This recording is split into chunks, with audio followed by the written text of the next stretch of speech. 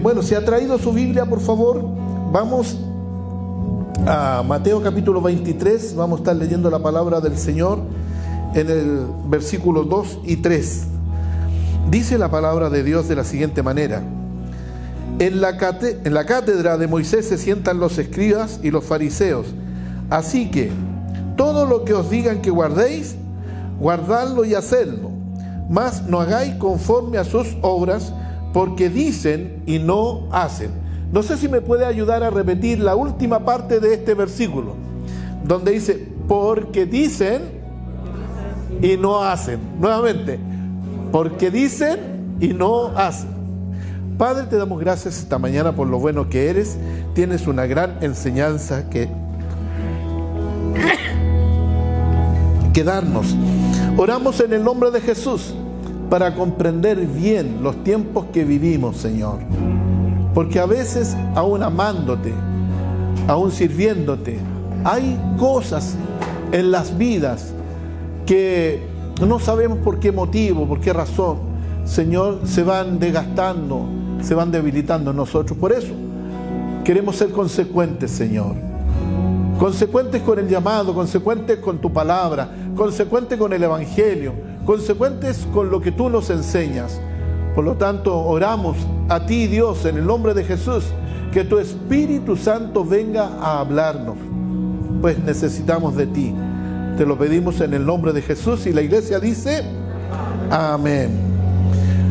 Pues bien, todos saben que durante el mes estamos siguiendo una serie de principios, valores, que es nuestro tema del mes, pero justo también la semana que acaba de pasar ha sucedido un hecho que conmovió al mundo. Fuimos noticia mundial, y esa noticia mundial tiene que ver con el accionar de parte de altos dignatarios que han abusado de decenas de personas, dañando sus vidas por su mal comportamiento moral y ético, dejando un mal ejemplo de sus vidas, ¿no es cierto?, demostrando una inconsecuencia total con el título de líderes espirituales que ostentan. Y es por eso que, buscando en la palabra del Señor, vino este pasaje de la historia de Daniel, en donde podemos ver que Daniel tenía una congruencia total y absoluta, era consecuente con todos los principios, con todos los valores que él tiene.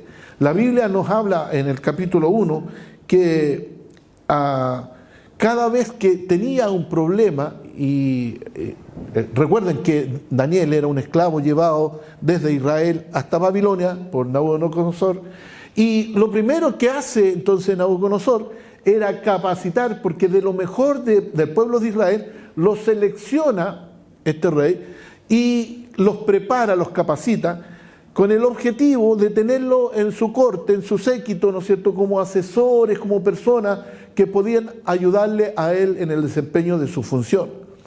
Y lo primero que hace es poner un eunuco, una autoridad, ¿no es cierto?, una persona para que pudiera preocuparse de que no le faltara absolutamente nada. Pero el rey, riguroso en su sistema, en su forma de ser, estricto en muchas cosas, estipula las cosas que debe comer, que debe tomar, en la cual él se debe preparar, porque él necesita que estas personas sean bien preparadas y bien alimentadas. Pero Daniel tiene la particular forma de ser, que aún siendo esclavo en esa ciudad, él no deja sus principios. Él no deja de ser consecuente con lo que ha sido capacitado, con lo que ha sido enseñado durante toda su vida. Y entonces me parece a mí que le llama la atención al eunuco cuando le pide que la comida y la bebida que tiene el rey, para él, ¿no es cierto?, no la coma, y que él tenga una comida, ¿no es cierto?, y una bebida diferente de la que ellos tomaban. Y entonces el eunuco que está a cargo de Daniel y sus amigos, preocupado por esta situación, entonces él teme que desde un tiempo posterior pueda el rey ver a estos esclavos que vienen, pero no esclavos cualquiera, eran personas de lo mejor de la sociedad de Israel. Y el rey los iba a mirar, estoy elucubrando, ¿no es cierto?, interpretando, estoy tratando de parafrasear el pasaje, y el eunuco a cargo seguramente estaría un poco preocupado si el rey los viera pálidos, ¿no es cierto?, desfallecidos y personas sin ánimo. Entonces Daniel le dijo: no te preocupes, porque el Dios que tenemos nos va a ayudar. Y nosotros vemos a través de este pasaje que podemos sacar algunas enseñanzas súper importantes. Primero, que la incongruencia espiritual es dañina, perjudica. Así que dígale a la persona que está al lado suyo: la incongruencia espiritual perjudica. Cuando Jesús le dice a sus seguidores en Mateo capítulo 23, en la cátedra de Moisés se sientan los escribas y los fariseos, y el énfasis está en el versículo 3. Así le dice a sus seguidores y especialmente a sus discípulos. Y él dice: así que todo lo que ellos digan, que guardéis, guardadlo y hacedlo. Pero, dice, no hagan conforme a sus obras, porque dicen y no hacen. ¿Qué vemos entonces en esta enseñanza que Jesús les dice a sus seguidores? Que hay una dicotomía, que hay una incongruencia, que hay una ambigüedad entre lo que los religiosos de aquella época dicen y respecto de sus propias vidas hacen. Y es lo que está pasando en el mundo hoy en día. El Señor Jesús condena la incongruencia, el Señor Jesús condena la incoherencia y la falta de sinceridad de los religiosos en relación primero a Dios y con el prójimo. Aquí vemos que Él habla de la hipocresía que tenían los religiosos. ¿Qué énfasis ellos hacían o decían, ¿no es cierto?, con castigarlos en relación a la ley de Moisés, si la gente no hacía lo que ellos decían, cuando ellos mismos no respetaban lo que ellos predicaban? Y aquí nosotros podemos ver que Jesús enfatiza el error básico de quienes son religiosos. Dicen y no hacen. Jesús se dirige entonces a la multitud y a los discípulos y critica a los fariseos y a los escribas. El motivo es porque hay una incoherencia en lo que predican y lo que practican. En términos coloquiales, chilensis, nosotros podríamos decir, son como el padre Gatica, que predica pero no practica, o como el capitán Araya, que embarca a los demás y él se queda en la playa. Jesús entonces aquí enumera varios puntos que revelan esa incoherencia. Algunos de estos escribas, no todos, porque habían algunos como Nicodemo, ¿no es cierto?, y como José de Arimatea, ¿no es cierto?, que estaban en este grupo de los fariseos, que nosotros sabemos por la historia bíblica que no eran igual a todos los demás, pero que la mayoría de ellos imponían leyes difícilmente de respetar. Es decir, ellos no las observaban, ellos no las respetaban, pero sí las imponían. Y esto es lo que nosotros vemos hoy día en la incoherencia que hay espiritual en muchas personas, que tienen una facilidad de poder imponer pesadas cargas en las personas, sabiendo que ellos mismos no son capaces de llevarlas. Ellos mismos hacen todo para ser vistos en la cátedra de Moisés, se sientan, es decir, tienen un lugar preponderante. ¿Dónde están generalmente los religiosos?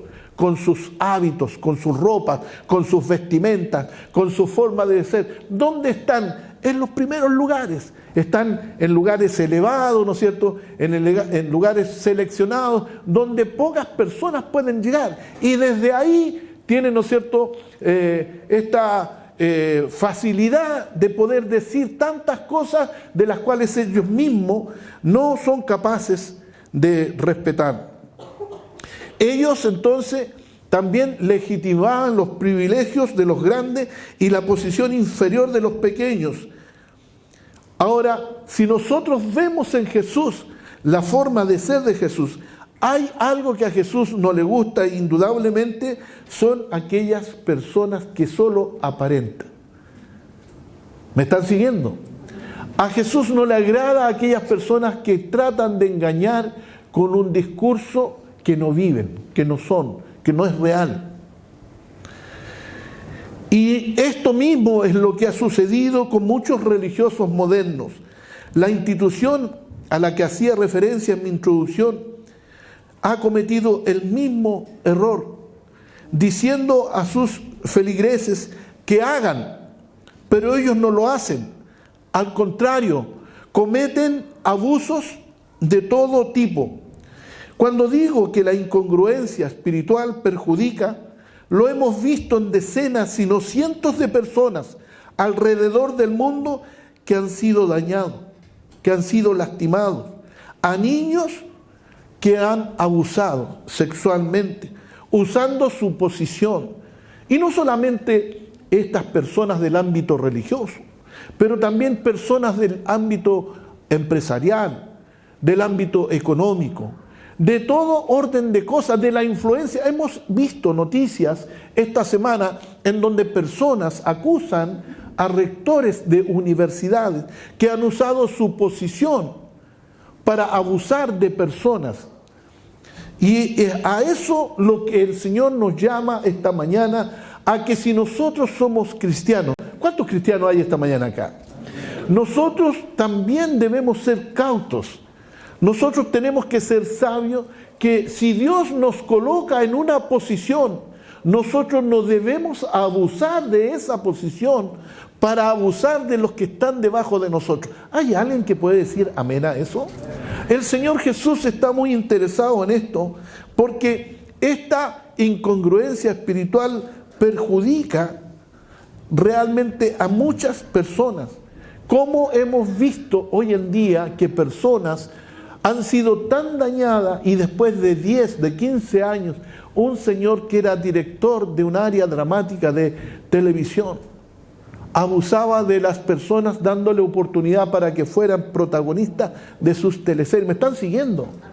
Cuando vemos en Estados Unidos, en Hollywood, que directores abusaban de las personas por su posición para darles algún lugar en alguna película preponderante, abusaban de su lugar. Y el Señor Jesús, la gente piensa que eso va a pasar inadvertido, pero el Señor Jesús está mirando todo esto. Y no solamente eso, está ocurriendo algo que nunca en el pasado ocurrió, que todas estas cosas están saliendo a la luz. La Biblia dice que no hay nada oculto que no haya de ser manifestado.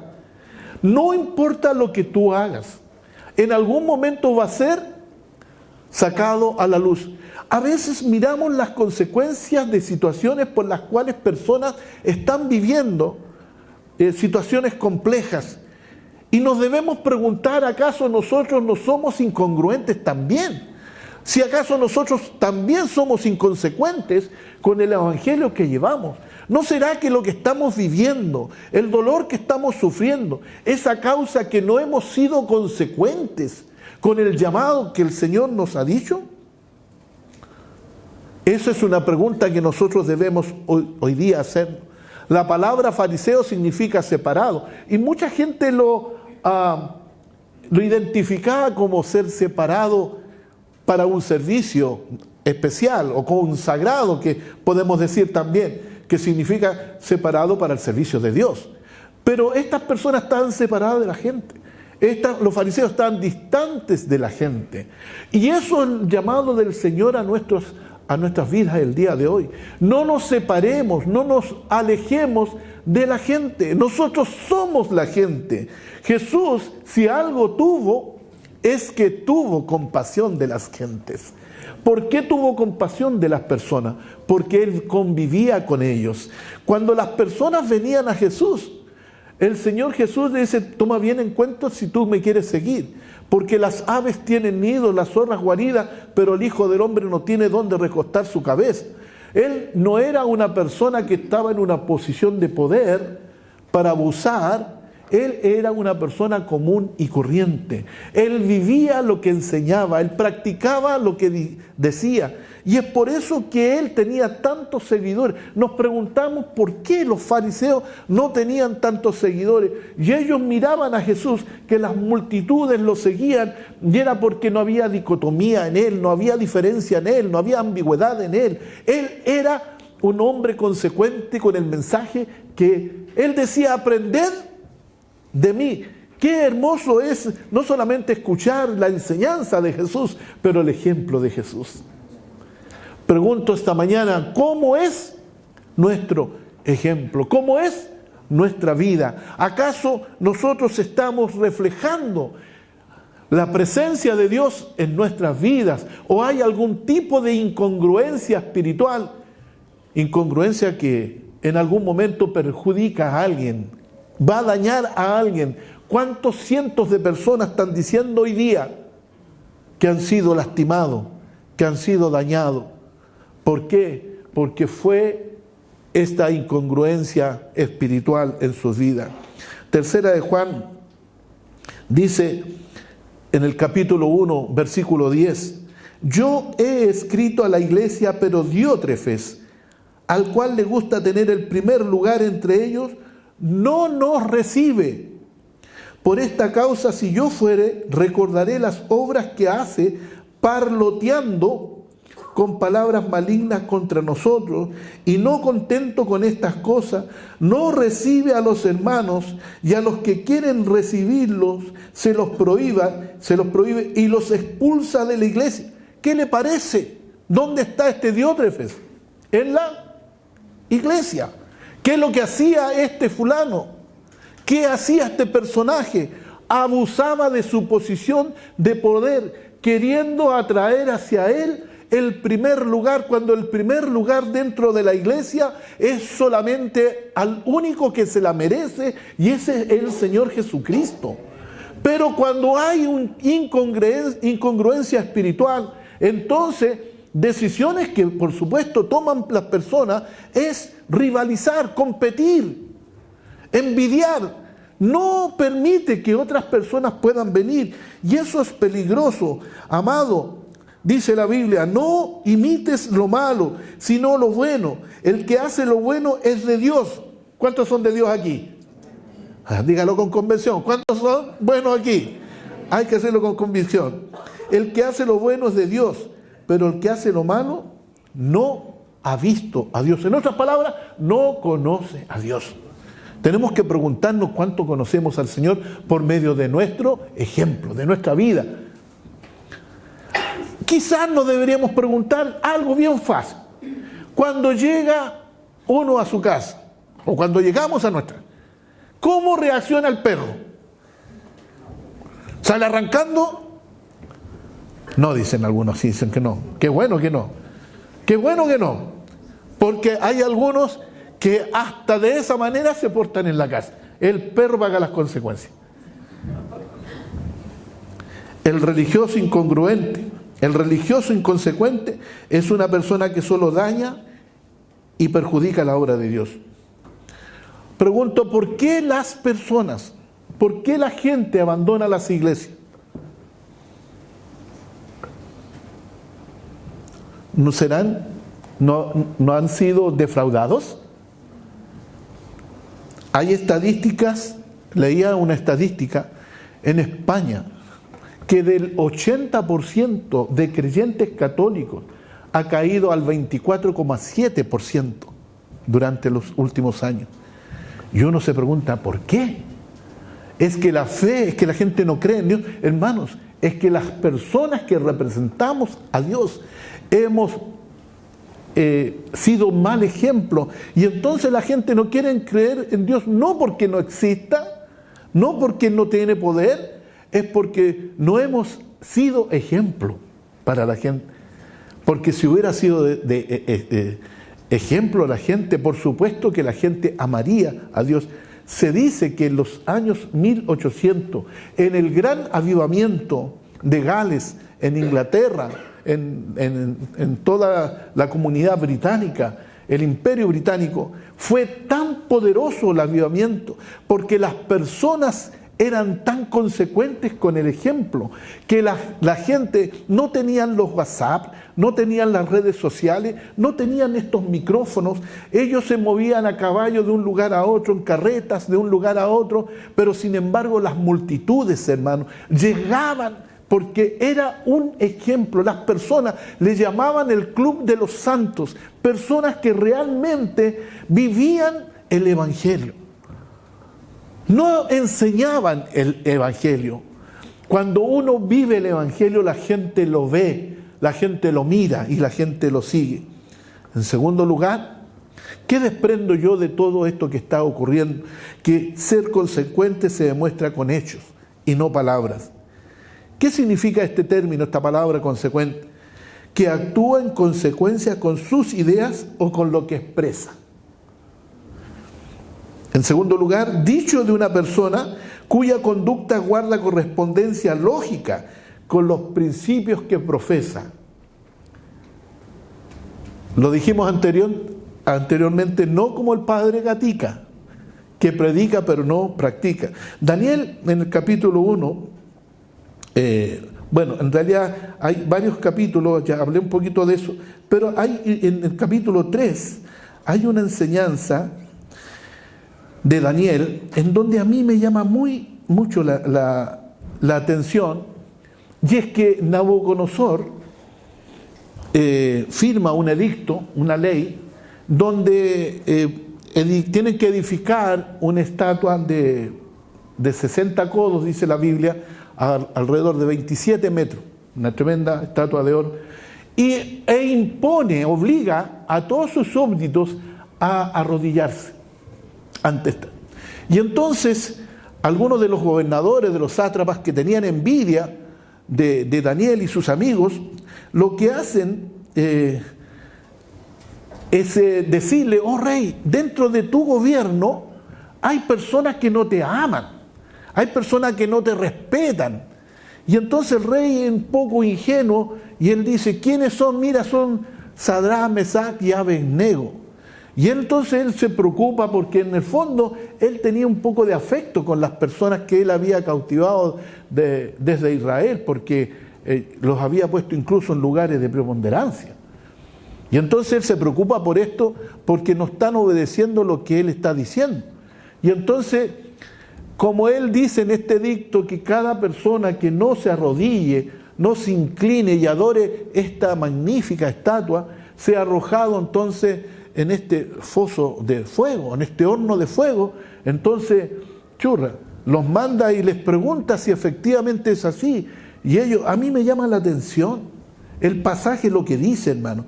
En este capítulo 3, en el versículo 16, les dicen: Sadrach, Mesach y Abednego respondieron al rey Nabucodonosor. Porque la amenaza, mire cómo, quiero leer el 15 antes. Dice: ahora pues, ¿estáis dispuestos para que al oír el son de la bocina, de la flauta, del tamboril, del arpa, del salterio, de la zampoña y de todo instrumento de música, os postréis y adoréis la estatua que he hecho? Porque si no la adorareis, en la misma hora seréis echados en medio de un horno de fuego ardiente. Mire la amenaza. ¿Y qué Dios será aquel que os libre de mis manos? Hermanos, frente a la amenaza, frente al peligro, cualquier persona es capaz de hacer o decir cualquier cosa con tal de preservar la vida, ¿sí o no? Pero cuando una persona es consecuente, es congruente, una persona es firme de sus principios, de sus valores, no duda ni un instante, porque mire lo que responde Sadrach, Mesach y Abednego. Dice: no es necesario que te respondamos sobre este asunto. Sí, no es necesario que te respondamos, es decir, haz lo que tú quieras, nosotros no vamos a adorar tu imagen. Punto. Dice el 17: he aquí, nuestro Dios, a quien servimos, puede librarnos del horno de fuego ardiendo y de tu mano, oh rey. Él nos librará. Y si no, sepas, oh rey, que no serviremos a tus dioses, ni tampoco adoraremos la estatua que has levantado. ¿Qué ve usted en esta persona? ¿Qué ve? Convicción absoluta, consecuencia con sus valores, con sus principios. Y lo digo porque los tiempos que vivimos son malos. Dice la Biblia que en los postreros tiempos el amor de muchos se enfriará. Y bueno, es fácil ceder a la tentación de la amenaza que va a venir ahora con los tiempos, porque va a venir una amenaza, va a venir una persecución. ¿Cómo vamos a reaccionar? Yo no sé si ustedes saben que miles de cristianos en el Oriente Medio o lejano también han muerto a causa de su fe. ¿Sabe eso? Hay ciudades completas en donde han exterminado, han degollado cristianos y les han dicho, o reniegan de su fe o los matamos. ¿Sabe lo que han hecho? Ninguno renegó de su fe y murieron degollados. Y estamos hablando no de siglos pasados, estamos hablando de esto. Esto está ocurriendo hoy día. Y entonces el llamado de Dios a nosotros hoy día es que nosotros, frente a la amenaza, y lo dejan bien estipulado estos jóvenes, Dios nos va a librar. Y puede ser que también da la respuesta en el 17 diciendo, y si no nos libra, porque no es la voluntad de Dios librarnos, en ese momento estaremos convencidos que habremos muerto sirviendo al Señor y no inclinándonos a ninguna estatua, no adorando a ningún otro Dios, no haciendo lo que todos hacen o muchos hacen. Nosotros tenemos que ser personas de valores, de principios, firmes en nuestras convicciones. No sé si alguien puede decir amén a eso.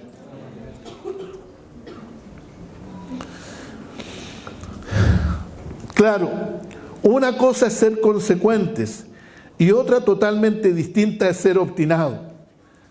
Yo no quiero hacerle caso a este gallo, así que no, le digo que no nomás. Pero eso no te va a librar de nada. Tenemos que ser consecuentes con los principios de Dios. De eso estoy hablando. Me parece que al llevar años pensando igual no es algo de que uno pueda jactarse. Yo he creído esto, así que las cosas son así. Y los antiguos generalmente eran duros de matar, ¿no? O duros de convencer, ¿no es cierto? Pero resulta que no necesariamente no tenían la razón. A veces estamos incurriendo en un error, pero los que tenemos la luz del Evangelio, ¿cuántos tienen la luz del Evangelio? Nosotros tenemos la luz del Evangelio, nos ha resplandecido el Evangelio y ellos han sido cegados por el Dios de este siglo, dice la Biblia, de manera que nosotros sí sabemos lo que va a pasar, sabemos lo que va a suceder. En el caso de Daniel no solo lo vemos que fue consecuente con sus principios en un hecho aislado, en una situación en particular. Daniel en el capítulo 6, versículo 10, dice que frente al decreto real de la muerte, frente ahora en otra ocasión, en el pozo de los leones, ¿se acuerda de esa historia? El pasaje dice, capítulo 6 de Daniel, versículo 10, cuando Daniel supo que el edicto había sido firmado, entró en su casa y en lugar de esconderse para que nadie lo viera, ¿qué él hace en su casa? Abre su ventana y que daban hacia Jerusalén, pero también daba a las calles donde la gente podía mirarlo y arrodillándose 3 veces al día, dice, daba gracias delante de su Dios.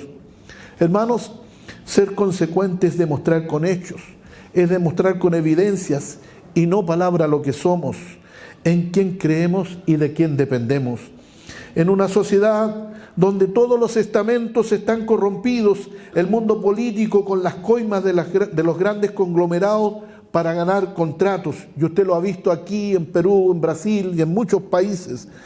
El mundo empresarial con las colusiones para fijar precios, y el mundo religioso donde personas se aprovechan de su condición para abusar de menores, nos habla de que hoy en día es muy valorado el ser consecuente con los principios, con los valores, ya que nos hace personas confiables, y personas que están en nuestro alrededor sí van a creer en lo que decimos. La verdadera consecuencia es distinto que el oportunismo. La persona consecuente es aquella que no cambia su forma de pensar y de actuar porque lo mueven sus ideales, lo motivan sus principios, lo que cree de acuerdo a las Sagradas Escrituras, le parece justo y valioso y por eso lucha y pelea y es capaz de dar su vida. En cambio, el oportunista es esa persona que cambia de opinión de acuerdo a la ocasión y de qué manera le puede beneficiar. Me parece que la verdadera clave para demostrar consecuencia no tiene que ver con un tema temporal, sino con demostrar con actos potentes y claros la propia convicción, que esos actos se condigan con el discurso, que se verbaliza y que se somete a un cuestionamiento crítico constante que refuerce el valor del principio que defendemos. Hay personas que cambian fácilmente de opinión dependiendo de quién tengan delante de ellos. Y podemos imaginarnos a quién inmediatamente en nuestra mente. Políticos que van cambiando de acuerdo a lo que la gente quiere, pero no lo que ellos piensan. De esta manera podemos ver que existen personas de que hoy defienden un planteamiento con más o menos convencimiento y vemos que a las pocas horas o a los pocos días o a los pocos meses, como este gobierno, deshonran su palabra. ¿Por qué sucede que hay personas que cambian con tanta facilidad de opinión? ¿Por qué se producen estas situaciones? Porque no hay consecuencia, no hay congruencia, no son consecuentes con su discurso. Mahatma Gandhi dijo: la felicidad es cuando lo que piensas, lo que dices y lo que haces está en armonía. Jesús dijo: aprended de mí. No solo Jesús enseñaba, sino que Él practicaba. Pablo dijo: aprended de mí como yo aprendo de Cristo. Hermanos, somos consecuentes cuando vivimos el Evangelio. Hermanos, somos consecuentes cuando amamos a nuestros enemigos. Hermanos, somos consecuentes cuando hacemos bien a los que nos aborrecen. Hermanos, somos consecuentes cuando oramos por los que nos calumnian y nos persiguen. Somos consecuentes cuando vivimos lo que predicamos. No seremos conocidos por lo que enseñamos, seremos reconocidos por lo que vivimos, por lo que somos. Las personas más cercanas a nosotros son las que mejor nos conocen. Son nuestros familiares, nuestros amigos, quienes dan cuenta de cuán consecuentes somos como cristianos. Si hay alguien al que debemos imitar el día de hoy, si hay alguien de quien debemos aprender el día de hoy, es Jesús. Sigamos no solamente sus enseñanzas, sigamos su ejemplo. Si nosotros recibimos sus enseñanzas cada día que venimos a la casa del Señor, pero inmediatamente los ponemos por obra, téngalo por seguro. Lo dijo Mahatma Gandhi: seremos personas felices. Porque no hay ninguna cosa más hermosa que cuando Dios nos habla a nosotros, podamos vivir con nuestras familias lo que hemos aprendido. ¿Y qué hemos aprendido en la casa del Señor? Amaos los unos a los otros. Que nosotros fijemos en nuestra mente, proponernos que no pase al siguiente día en donde no haya perdón, en donde lastimemos a nuestros seres queridos. Consecuente es ser una persona que cede, que perdona. Consecuente es ser una persona que es capaz de dejar de lado el orgullo. Consecuente es una persona que por amor a Dios y a su familia es capaz de humillarse. Y nosotros estamos llamados hoy día aquí a que seamos cristianos consecuentes, que seamos personas que podamos vivir, que podamos practicar y no solamente enseñar qué es el Evangelio. Quiero pedirles esta mañana que puestos delante de la presencia de Dios podamos pensar si de una u otra manera hemos sido incongruentes, hemos sido inconsecuentes y hemos dañado a alguien porque no hemos vivido el Evangelio. Puestos de pie en la presencia del Señor, decirle: Dios, tu palabra es tan maravillosa, tu palabra viene a exhortar nuestras vidas, nuestros corazones. No porque otros lo hacen, nosotros también lo haremos. Señor, nosotros somos la luz del mundo, nosotros somos la sal de la tierra, nosotros somos, Señor, la diferencia en este mundo. Señor, ayúdanos a que nuestro mensaje vaya acompañado de nuestro testimonio. Cuando Jesús le dice al gadareno, le dice: ve y cuenta cuán grandes cosas ha hecho el Señor contigo, y que podamos contar cuán grandes cosas Dios ha hecho en nuestras vidas, pero que la gente pueda ver que somos diferentes, que no somos los mismos vengativos de antes, que no somos los mismos pecadores de antes, que no somos los mismos ofensores de antes, que somos personas distintas. Señor, ayúdanos esta mañana a que podamos vivir, Señor, esta palabra tuya, Padre. Te la pedimos en el nombre maravilloso de Jesús y decimos: amén.